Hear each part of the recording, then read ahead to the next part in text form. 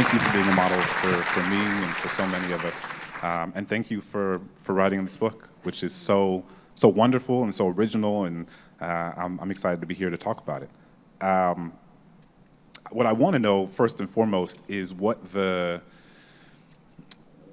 kind of the origin story of the book, but more specifically, the way in which you have these threads where you go through history, sociology, literature, music, art, and I'm curious about in what ways is this project a manifestation of so many of the sort of pieces of scholarship and art that you have accumulated throughout your life, and in which you noticed the connective tissue of the color blue existing, versus, and these aren't mutually exclusive, to what extent was it a conceit that you sought out and sort of looked for and decided, I've noticed this thing, I'm going to write about blue, and now I'm going to make an intentional effort to search out where that connective tissue lies in ways that are a little bit more intentional on the back end rather than the front? Yeah, well, this is a great question. I just want to begin quickly by saying thank you so much to you, Clint. You are, what you said was so beautiful, but you are so extraordinarily generous and brilliant, and so it's an honor to have had lunch with you many years ago. And of course, Hannah and DC Public Library. It's just in loyalty, community. It's really wonderful to be here. So I'm gonna start answering that question in a way that is a little bit complicated, but starts where the book starts, which it starts in my grandmother's bedroom. And it was my first bedroom because when I came home from the hospital, University of Alabama at Birmingham Hospital, I came to her house first and to her room. My grandfather had died before I was born. And that room was blue, blue walls, blue bedding, blue drapes, little blue prayers tucked into the side of the vanity mirror, and little bluebirds on the wall. The night before my launch, that house caught on fire. Everybody was safe, but the house burned to the ground. And so I'm in the midst of that kind of grief. I keep saying to myself, is there a way to have a funeral for a house? So extraordinarily important, but I want to start there because that was my portal. And I talk about this missing tile in the dropped ceiling as a portal in the text, but it is, I do think increasingly, especially in the intensity of this moment, that shaped the way I looked through the world. That and of course the brilliant blue sky in the summertime in the South, right? And so that's a lens that shaped my attention. Her last birthday, she wore a blue dress, the last birthday of her life, when she her 89th birthday. And so I think, so I've always been watching for it, listening for it, but of course there are these moments then when I'm trying to write this book that I'm doing the deeper dive to try to put the pieces together. There's this essay by, which I'm obsessed with, by Albert Murray, about Romare Bearden, his good friend who's a visual artist, Romare Bearden, both these extraordinary intellectuals and artists, and he's talking about how Bearden composed his paintings, and he's talking about the influence of jazz on his paintings, but he says, you look at a Bearden piece, and it sort of looks like a scene that you might liken to other classic works of art, but what you don't necessarily see is that he's taking these little sort of cuts of paper, because he did collage and painting together, and they're like riffs in jazz, and he's putting them together in a composition, right? And so the picture's supposed to work as a whole, but also there's a rhythm to putting the little pieces together. And that really is, for me, the sort of what I'm trying to do aesthetically. And to do that requires these moments of different research, because I have to get the piece right, the shape of the piece right. So some of it is what I already knew, some of it and then all of it has to sort of be put together, yeah. And it moves chronologically. It does. Did you originally conceive of it that way? No, it was gonna just be a book of essays about Black people and blue, various sorts. And then that wasn't working. it needed to have a kind of narrative propulsion. And so I just, scrapped that whole plan. And one of the things that's so fascinating about the project is the way in which you sort of use the multiplicity or the duality, the juxtaposition of blue throughout history as a sort of microcosm or an entry point to think about the duality and the complexity of the Black American experience. Yeah. And one of the ways in which that manifests itself in this book is that you have, you talk about the enslaved or formerly enslaved folks who fought for the Union. Yes. And that was really striking for me. So they wore their blue Union uniforms. And in my office, I have a painting that is an artist's rendering of the famous photograph of probably, I think, 24 Black soldiers in Petersburg, Virginia in 1865. It's one of the only photos we have of these Black men who fought on behalf of the Union, and they're all looking at the camera. It's very sobering. But they, there's 200,000 Black men who fought for the Union during during the Civil War, without whom the Union would not have won. That's right. And so you have this symbol, this sort of the boys in blue, who during the Civil War represent freedom and represent emancipation. Like when the Union soldiers show up and enslaved folks see the boys in blue, they know that, especially after the Emancipation Proclamation, which freed all enslaved folks in the South and then was enforced by Union soldiers. When those Union soldiers showed up, it was a sign that emancipation was ostensibly on its way. And it's interesting when in How the Word Is Passed, I have this moment where I'm at a sort of an event in Galveston for Juneteenth, and they have a bunch of men who are dressed as Union soldiers, and even those who were simply donning the clothes of the Union soldiers, like there were so many people at that event. This is in 2019. Black folks would come up to them and ask to take a picture with them because there was something almost ancestral about like what it meant to be proximate to people who were embodying Union soldiers. And so you have the entire history of men in blue uniforms who show up and represent freedom, represent emancipation, represent a new set of political, social, and economic possibilities for Black people. And then years later, the boys in blue, proverbially, becomes something much different in the context of policing.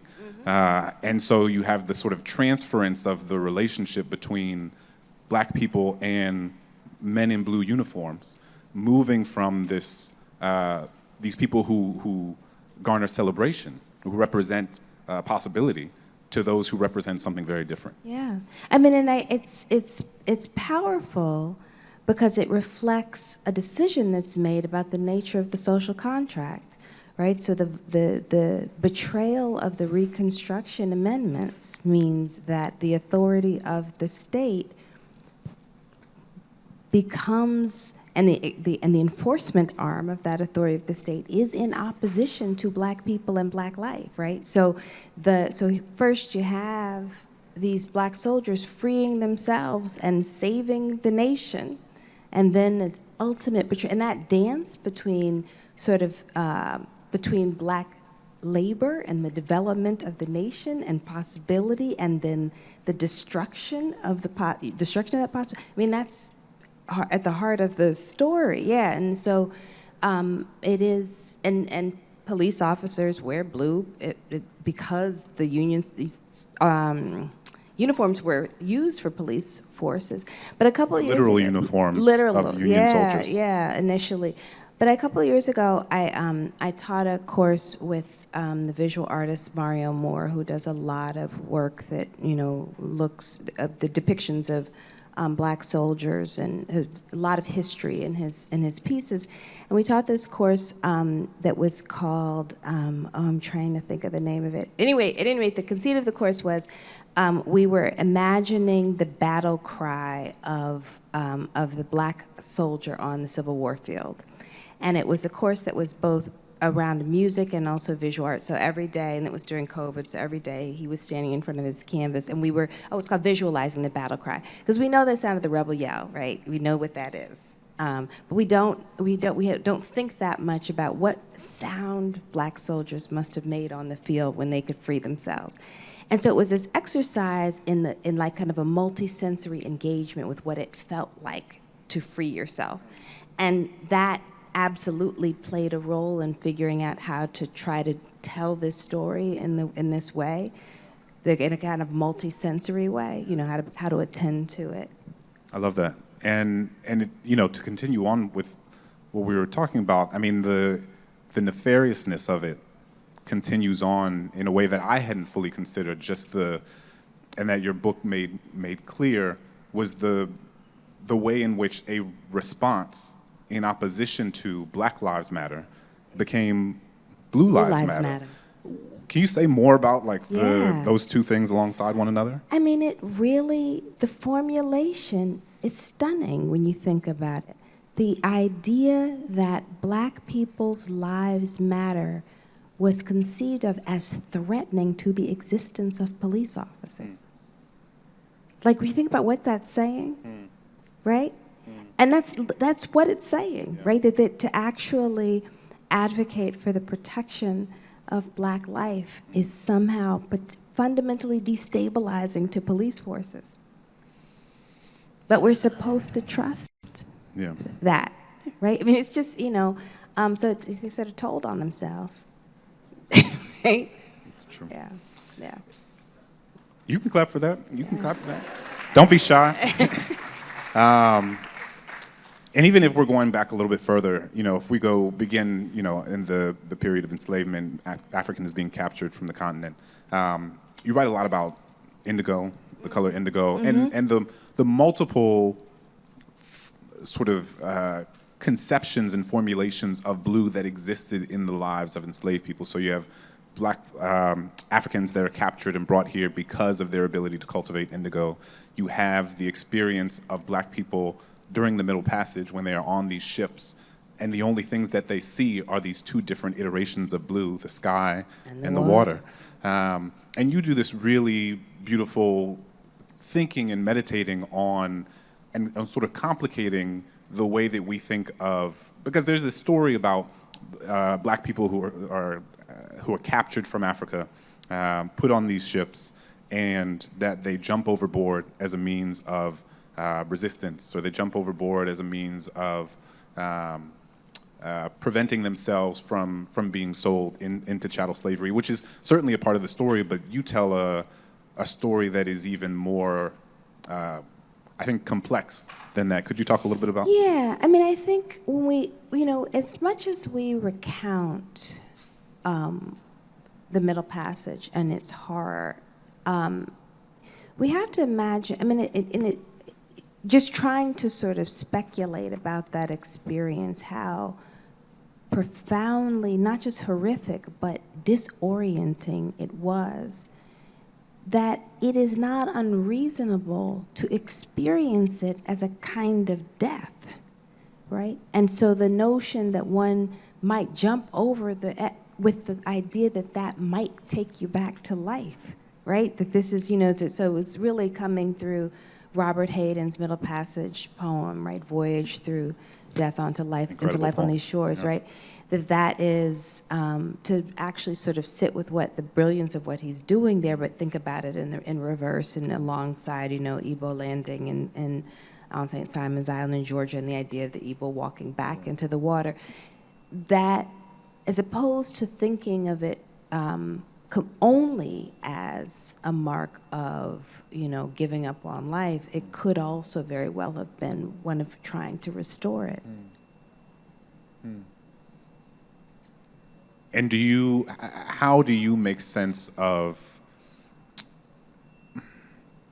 and maybe it's not for us to make sense of, but when we try to do this impossible exercise of attempting to imagine what sort of decisions we would make in a moment, in an environment that only presented us with a series of impossible decisions.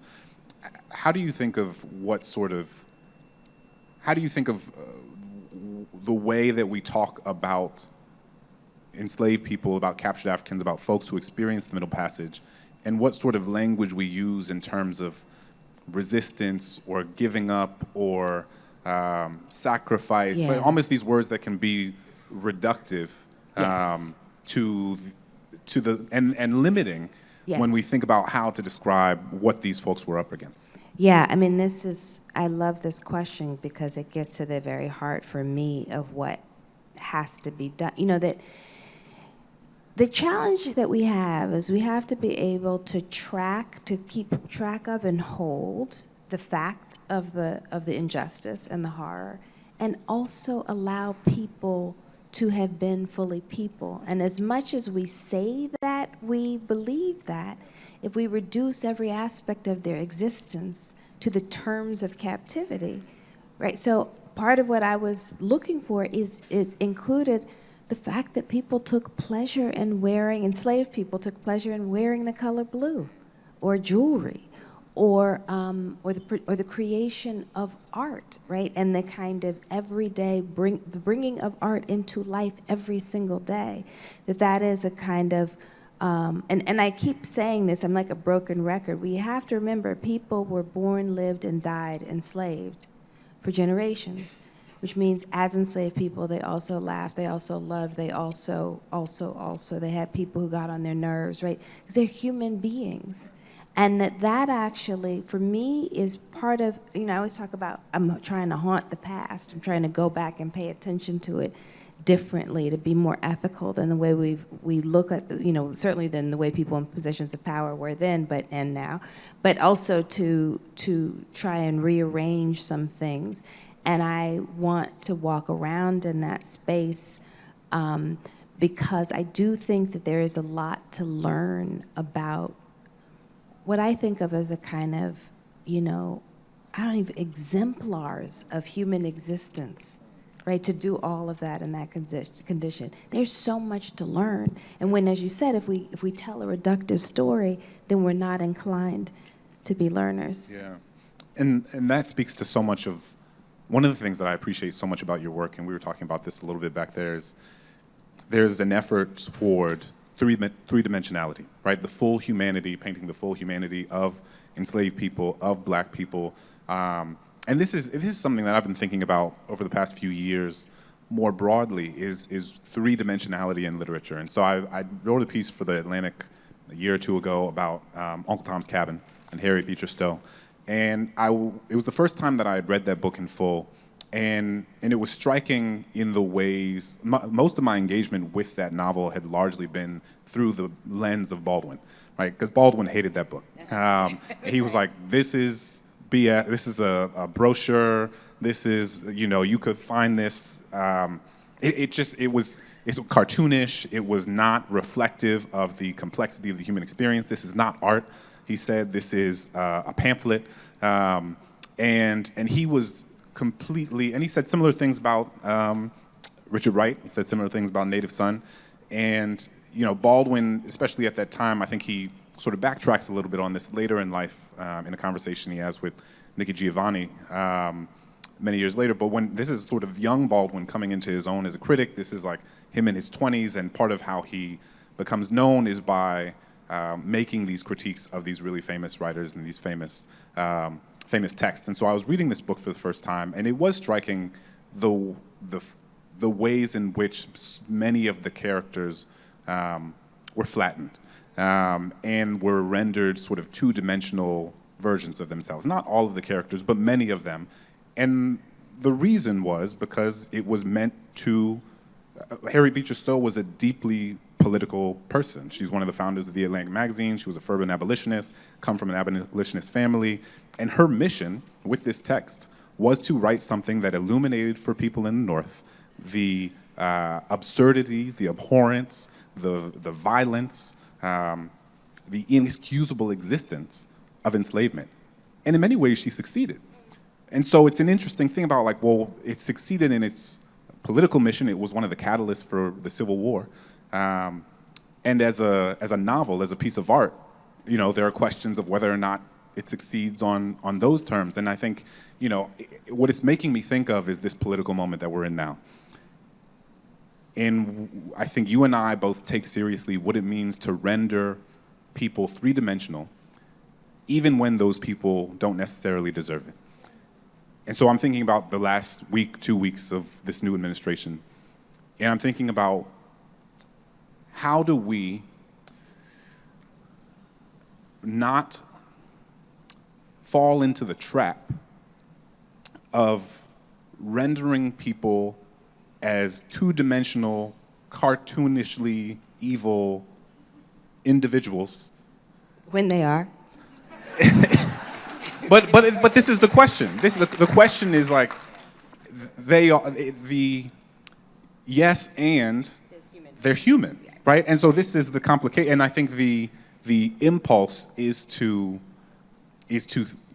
think, and it's completely understandable given the nature of the actions of these folks as singularly through the prism of like a cartoonish evil that again continues to sometimes shock us in its consistency, in the consistency of these. So what is it, how do we write? As a writer, how are you thinking about what it means to write about this moment and about the people who are shaping the political texture of this moment in ways that also stay true to your commitments to render all people you are writing about and thinking about as fully human? Yeah, I think it's a really complicated question.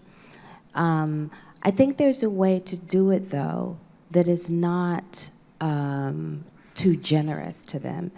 And I think the way to do it is to actually also attend to the way that they're diminishing their own capacity for being human beings. So that's part of it's not, that's part of the story. What is it? What are the decisions that are being made? How we to offer an account that, and this is actually, I think, part of what makes this, to offer an account that is nuanced and a landscape in which it's not just the behavior that it is cartoonish, but it is the characterization of the behavior in mass media that is also cartoonish, right? So that when you don't have the sort of structure of accountability in the narration of what's happening, the whole thing is I mean, it's almost an insult to call it, to cartoons to call it cartoonish, because cartoons can be really sophisticated forms of art, right? And so I think, you try to tell the story true. And I think it's also important because human beings have an extraordinary capacity for doing very ugly things. And if we treat the people who are doing ugly things as caricatures, we actually don't recognize our own capacity for evil. Yeah, and that's a failure, And how do you think of your role as a writer, as a scholar, as a teacher, in different ways or on different terms in 2025 than you did in 2020 or in 2014, or if we think about being a writer at the beginning of the Black Lives Matter movement, if we think about being a writer after the murder of George Floyd, if we think about being a black writer at the beginning of the first Trump administration or the beginning of the second Trump administration, does the way in which you approach your writing and your teaching and your discourse, does it move and shift depending on the political texture of the moment, or does it stay consistent? I mean, it moves, but not I think necessarily based upon the political context of the moment, but my own maturity, right, as I move through history. And so I certainly, and there's multiple pieces. I also started my career as a law professor, and so that actually changes a lot of the framework. And I remember, I remember when the first time what's his name was elected, and the day after teaching a legal history course, I was teaching at Princeton, so I was teaching in African American studies, but I was teaching legal history, and my students were in a panic because they understood the implications because of the legal history they'd studied, right? And 2 days before this election, I saw one of my former students who had been a Rhodes Scholar and is now at Harvard Business School and the like. And he said, "Remember that day in class?" And I was like, "Uh-oh, this is a bad sign." I'll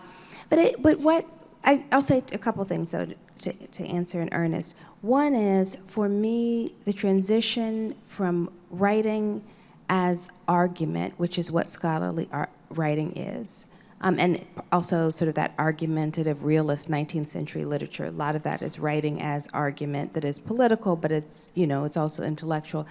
And understanding that writing, there's a difference between writing as argument and writing as art and truth, right? And for me, that has been sort of the transition. They both can do political work, but it's stylistically different. And for me, the stylistic difference has everything to do with how I want to connect with readers. I want to connect with them both intellectually and emotionally and also spiritually. I want to sort of I want to treat the reader as a full human being, right? And engage with the reader as full human beings, because I think for a lot of reasons. One, because that's how I like to read, but also because I think that is a way of being able to ensure a different level of trust from the reader. If you acknowledge the fullness of who the reader is, I think they can trust you more. Now, so that choice, I think, would have been made anyway, but feels more urgent now because we're feeling so frustrated and vulnerable and angry and all of those things. But I feel them too.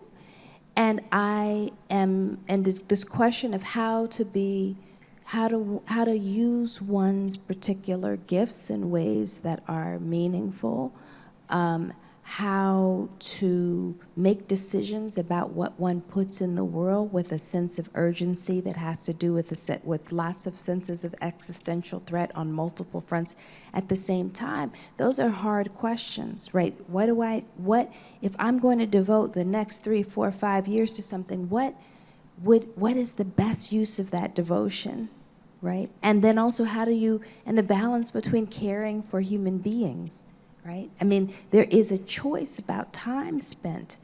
Do I spend, and I can say as much as I want, my role is to be a writer, but I also my role is to be a human being, and there are people who are under immediate threat now, right? And so I don't have the answers, but I feel like it's important to ask them.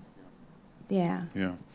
Do you have ways in which you are thinking about how you navigate as something that I'm thinking about, and this is as a person who writes for a national magazine, is like, what does it mean how does one fully not allow the tactics of flooding the zone, so to speak, to be effective in creating a sense of disillusionment, because the very purpose Sure. of the mass executive orders, the mass actions, the sort of constant onslaught is to make us feel as if we just need to tap out because it's all too much. Sure. And what does it mean to take seriously one's self, one's spirit, our families, the loved ones we care for, as you said, what it means to be fully human. So do you, just personally for you, how do you think about what does it mean to not succumb to disillusionment, and to not succumb to a sort of lack of engagement, holistic lack of engagement, but also to protect your peace? Yeah. I mean, I think, I'm going to talk a lot about, ethics. I don't think that it is ethically responsible to choose disillusionment. I think, we have, as long as we're here, we have a responsibility to conceive of some way, if we have the capacity. I mean, sometimes you lose the capacity to not succumb to that. But in terms of practice, I don't watch news. I read it, and I have it in a confined time and space. I'm not getting yanked around all day, every day. I also, and I wrote about this in Vexy Thing, which was the book I did on gender theory. But I wrote about having a curatorial relationship to one's life. So everything that I take in, I try to be deliberate about. I try not to be a passive consumer. and even the very sort of moments when the moments of scrolling are confined, because I think that I don't even know, I mean, it is protecting my peace, but I think it's also I think it's being healthy and responsible, right? It's hard to attend to all of that, and as you said, make decisions that are sort of thoughtful and deliberate. And I think there's different ways that people should do it, but I think at the very least we should talk about being deliberate about it and get, how do you get good information sources if you're not sort of constantly, how do you make sure you know what's going on, all those sorts of things. In bringing up ethics, it's making me think about, so much of this book is about visual art. And it is also a book, so you are a writer, it is written. And just yesterday, as I was sort of preparing for our conversation, in the midst of an intermittent scroll, I encountered, I don't even remember where, but like AI art. Which is becoming increasingly ubiquitous. And you are someone who I know has a lot of art in your life, in your home. Take it seriously as like a very meaningful part of the physical space around you and what surrounds you, and also the way that it fills your spirit. And so I'm curious what you think about these early days of AI, art, I'm putting in quotation marks, but like, how do you think about that in a literary context? Like, Sure. what does it mean to be a writer in the emerging days, the early days of AI? And what does it mean to also be someone who is a participant in the world of visual art in a moment in which AI visual renderings of art are becoming increasingly just present in our environment? Yeah, I mean, so I'm trying to think of an answer that's not just like saying the problem is capitalism, right? Which is often what my answer. But I think on some level it is, right? So part of the crisis around AI is that we are using it not to make human life more livable, but to accumulate and to destabilize and to take people out of employment. So the choices that are being made reflect a set of values that are not new, right? They're just new, pernicious in new ways. And so I can be, and I'll say, and maybe this story might not clarify things, but I like it, so I'm going to share it. I used to be very critical of what I thought of as and I still am, but the elitism around in the fine art world and around original art and the kind of snobbishness towards prints and because it's like, well, everybody wants to have beautiful things, so you're not better because you can afford to have an original piece of artwork. And I met this man in Union Station here in D.C., and it's actually when I was living here, and he worked as a garbage man, and he was telling me stories about how he collected all of this black art, going to yard sales, and there was something that happened in that moment for me that I was like, the thing that is powerful is not the sort of the value, but there's something in the encounter with being able to see people's handiwork, and so there was something about that moment where I could say, I can see the value, but I'm not saying I can see the value because of the hierarchies that exist in the art world, but because it's about what happens in the art making, right? Can you see the brushstrokes and the like? And so I think that that's the thing, right? It's like the sort of the flattening of the human component is we lose something about the experience. I don't think that that's a purist position, but it's actually about, the whole thing is it's just about human contact, right? That's ultimately what art is doing for us. It's about making our human existences fuller, more complicated, richer, more beautiful, et cetera, et cetera. And so this sort of throwing around like replicas on a certain level sort of erases some of that. And then, of course, there's all the issues with trying to put people out of work when we need the artists more than ever right now. And how do you think about it with writing? Oh, it's so ridiculous. Okay, so, I mean, I get, I've gotten some AI papers. As a teacher. Mm-hmm. Yeah. For the first time ever at Harvard Do you know? University. Do you see it immediately, or are you this is a ChatGPT paper? It's terrible. Got it. I mean, it's because it's just you can, but then it's my position is often this, and I say this in lots of ways. I can be a little ornery in the classroom where I'm like, you can make a decision if you make a decision to not be educated, that's actually your decision. But you have an extraordinary privilege in having access to education. There's so many people who would, and I don't mean the most elite education, I mean the education period. So that's awful. It's not, so the math, it's gonna get more refined and it's gonna be harder to identify, right? Right now, you can pretty much tell AI writing, it's not very good writing. But there's, the quirks, the idiosyncrasies, the particularities of what someone notices or feels.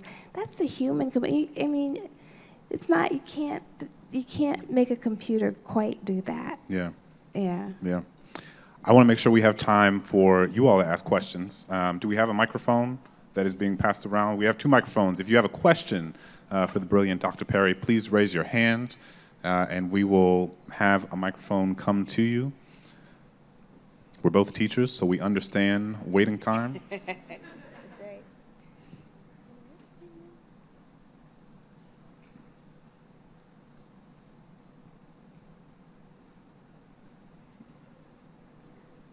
Who's gonna be We see first? there's one there, there's one here, Awesome. there's one there. We go. I love you all. Thank you for taking the plunge.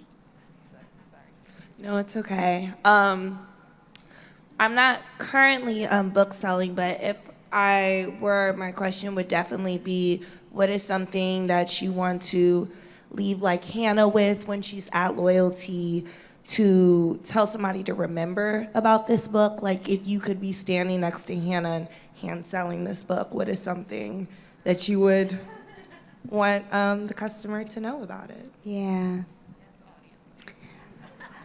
So there are people in this book who I believe if you read it, you'll know, who you already know, but who you will know in very different ways. So someone like George Washington Carver, who, of course, was a scientist, and as Run DMC said, was the man who made the peanut great, but also was a visual artist, was also a man who made paint formulas for colors like Egyptian blue and Prussian blue, man who was queer, who had a partner on campus at Tuskegee, who walked in the woods and talked to God, and people in the neighborhood thought he was a hoodoo man. That part of what they think the book does is it allows us to re-encounter ourselves, what I'm hoping it does, in ways that I think are enriching. Yeah. Thank you for that question.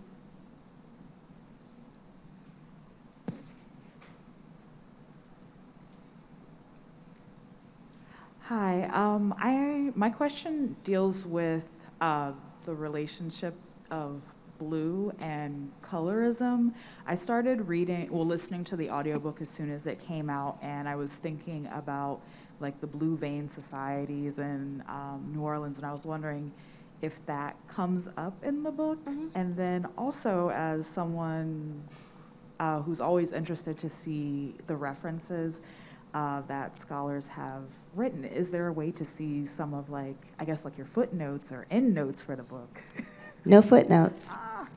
It's not a scholarly book. I have a lot of books with a lot of footnotes. Not on that right now. Very deliberately. It's not, the sources are not hard to find for virtually any of it. But yes, colorism is in there. It's deliberate in that it travels from blue-eyed black folks to blue black folks. And both references are in the book. And it comes through in a couple of ways. I talk about the story of Julien Raymond, who is a Haitian plantation owner, mixed race, indigo plantation owner who has people he enslaves, and it sort of goes through the arc from him sort of demanding rights equivalent to the French to ultimately joining the revolution.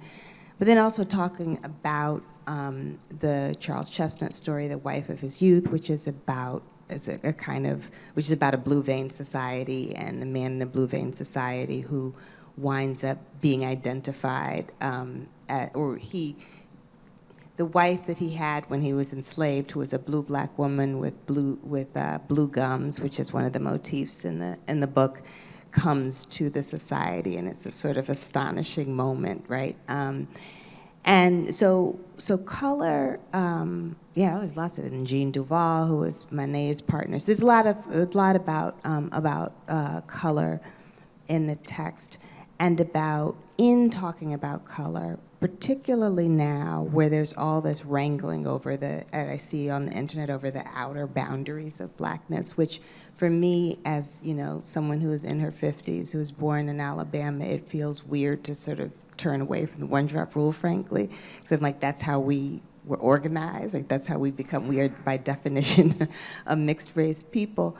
Some of the sort of conversations amongst younger generations are tricky for me, but I'm actually trying to sort of talk about the production of what it means to be a people through the way I'm telling these stories, right? That the limits are actually, in some ways, the foundation of the outer limits are the foundation of what a people actually are. So, yeah, thank you.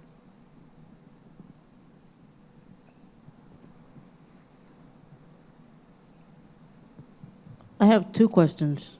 The first question is, who inspired you to write both? First of all, Clint, who inspired you to write your book? And then Imani, who inspired you to write your book? Who inspired me to write? I mean, one of the people is Imani Perry, honestly. I mean, I think that for me, how the word is passed is attempting to exist in the tradition of Black writers who are working across and bending genre, right? And who are utilizing scholarship, but who are not overly anchored by it or handcuffed by it, so to speak. I think, for me, part of what Imani's work models, and I think you see it in this book, you see it in so much of her work, is most recently South to America, is a sort of interdisciplinary, cross-genre melding of memoir and history and sociology, and recognizing that within the sociological analysis that one's identity shapes how they experience the world around them.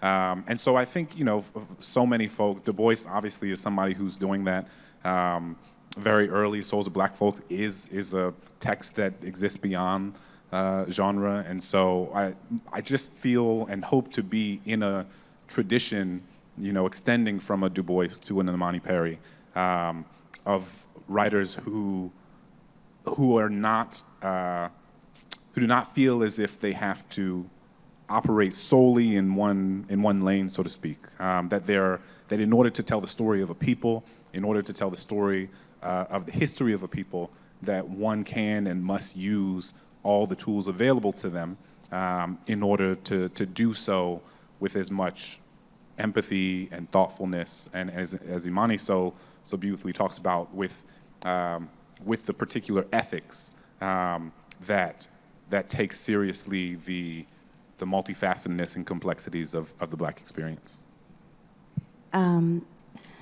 So I love this question, because the first answer would be I was a voracious reader from a very early age, and so I loved books so much. There's a sort of natural impulse to want to make them. And then I feel like I had the great fortune to be born in 1972. So my relationship to books, one, is I come of age in the moment of the rise of Black women's literature. And so, everybody was, it's Alice Walker and Toni Morrison and Ntozake Shange and J. California Coupe. There were all these extraordinary books by Black women. And so the sense of possibility is part of what made me want to, that this is blooming, and they all had such distinctive styles and voices, and they worked in different forms. And then also hip hop, which was a form where everybody was talking about writing all the time. So these two like moments, blooming moments, for me made me feel like not just that this is something I really wanted to do, but that I could do. One more over here, so we have time for signing. Considering that, like, I kind of came of age when I was an undergrad at Fisk from 2015 to 2020. Hey, Paul. Hey, Dr. Perry. From 2015 to 2020, I, went to college interested in psychology, and I came of age similar to you at a time where some of the best writers like yourself, Clint Smith, Ibram Kendi, and when I was at Fisk, you guys kind of inspired me to be like, maybe I want to do something different. So I got inspired to major in history. So considering the times we're in now, do you think there's a room for optimism that the next generation of leaders and scholars will answer this moment like you guys did? Because sometimes when I reflect on that time, from 2015 to 2020, as dark as the first term was, some of the best literature of the 21st century came out, and it inspired me to kind of want to get into history. So are you optimistic about that? I mean, that's such a beautiful. I'm so excited to see you.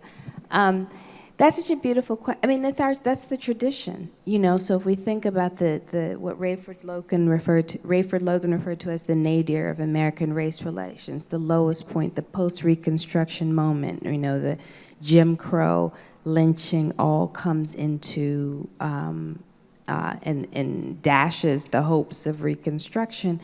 And it is this incredible period of blooming of African American intellectual life and art. And I mean, and what I was just describing was the 80s in the midst of the backlash against the movement. That's what we do repeatedly. I think it's part of what's the sort of the gloriousness of the intellectual tradition as well as the artistic tradition. So yeah. There's a reason to be hope. And you're going to be doing the work, so there we go. Is that our last one? That's our last one. Everybody, thank you Thank so you all much. so much. Give it up for Imani Perry. Imani Perry and Clint Smith, DCPL Library, and yourselves, thank you for engaging, taking an hour to think with us, and we will start the signing in just a few minutes right outside the 2 doors.